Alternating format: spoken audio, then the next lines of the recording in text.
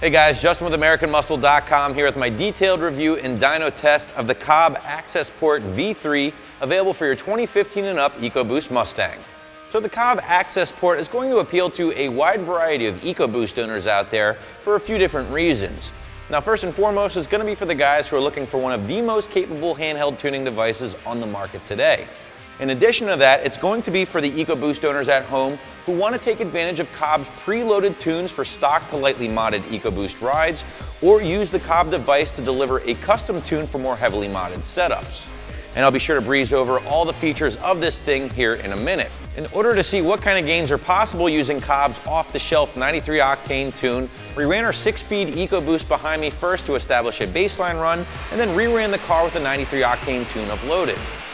As for those dyno numbers, guys, well, here's what you're going to be looking at. Now, our baseline pull using our 6-speed EcoBoost Mustang gave us 257 horsepower, 280 pound-feet of torque at the rear wheels. With the 93 octane Stage 1 tune uploaded from Cobb, the car is now making 281 horsepower and 367 pound-feet of torque at the rear wheels. Now, that's good for a peak gain of 24 horsepower over those baseline numbers, but get this, guys, gains of as much as 47 horsepower and 88 pound-feet of torque underneath the curve.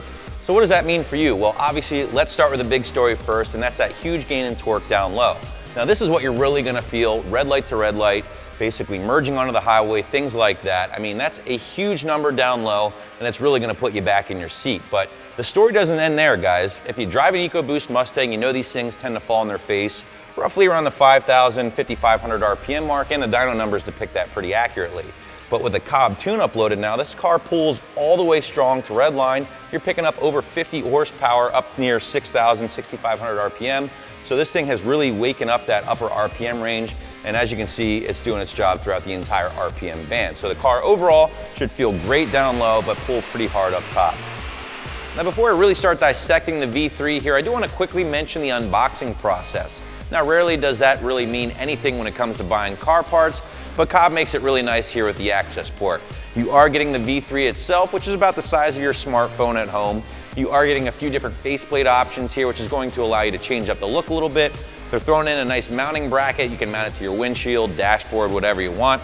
Different cables here, getting this thing hooked up. And finally, they're even throwing in a nice little carrying case just to allow this thing to be stored without getting scratched whenever it's not in use. Now again, guys, I really do think this thing has some features other handheld tuners do not.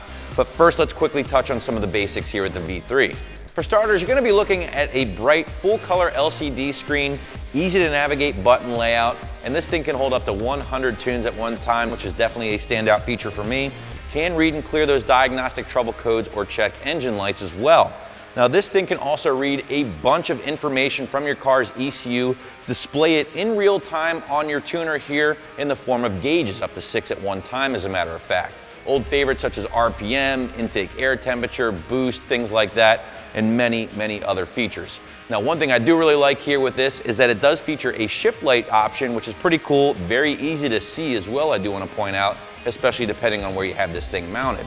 The V3 can also be used as a performance evaluation device, which is essentially the same thing as your Mustang's track apps. Here you can measure your 0 to 60 time and your quarter-mile time and trap speed.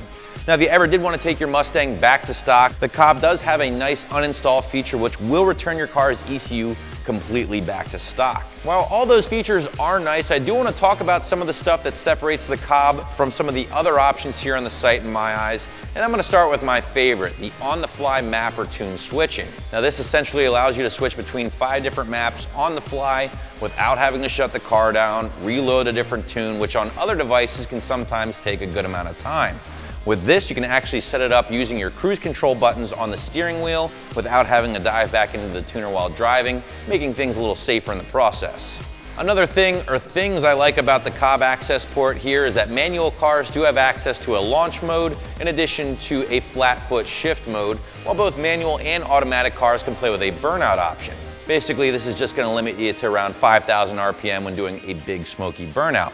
Now again, these features are very cool and unique to the Cobb. With most of the features pretty much covered, let's quickly talk about the tuning process because, as I mentioned at the top of this video, Cobb does offer you some preloaded or off-the-shelf tunes, as Cobb calls them. Now, 2 of these tunes are not even performance related, but they are pretty cool. One is an anti-theft mode, which will not allow the car to start even with the key. So if you keep it stored for a long period of time, this might be a good option for you.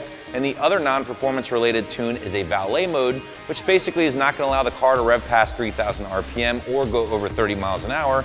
So very handy if you valet your car a lot. Basically, it's not going to allow anyone to beat on your car. In addition to those handy tunes, you are getting some performance-related tunes. There's a Stage 0, which is essentially a factory equivalent tune, a Stage 1 91 octane, and a Stage 1 93 octane, depending on what kind of fuel you have available in your area.